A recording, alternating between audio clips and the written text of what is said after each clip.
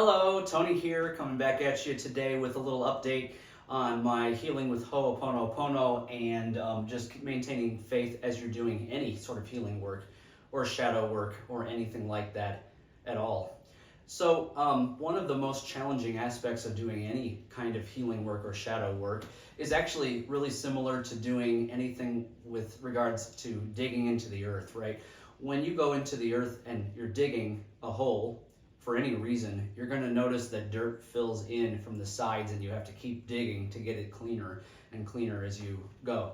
And it's really, really similar with healing work. And this is something that I've noticed lately because I've been doing a lot of Ho'oponopono, which is when you repeat the mantra either aloud or in your head. I love you, I'm sorry, please forgive me, thank you.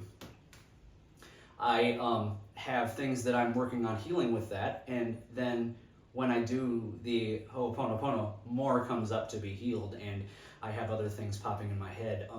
Whether that's just me being hard on myself, being a perfectionist, or hearing the words of another in my head that are unkind, or even my own words in my own head, any of that stuff, it's just bringing up more to the surface. And it can be frustrating, and it can make me say, I don't want to do this. This is not helping me. It's bringing up more.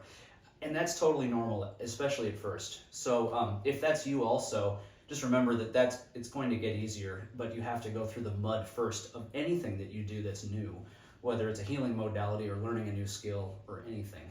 So hopefully that helps a little bit.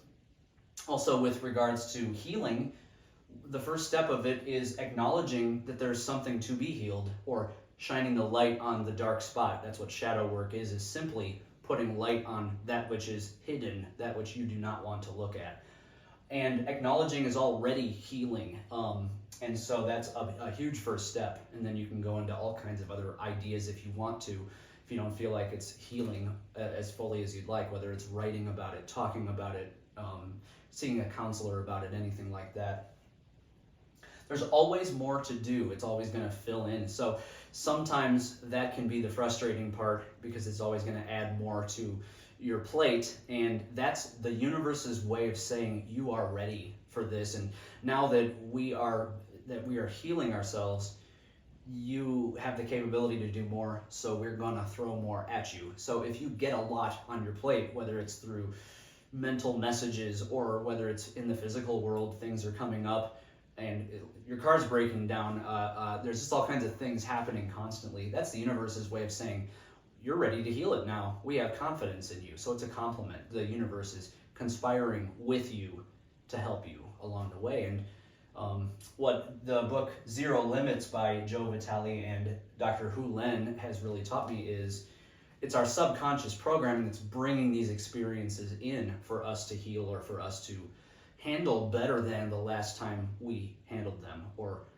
our ancestors handled them. So with that in mind, I'm a person who has an obsessive personality. When I find something new and exciting to learn about or to work with or to do or anything, I overdo it often. And that's, that's my path. I'm supposed to be that way. So it's not really overdoing it, but sometimes I can obsess.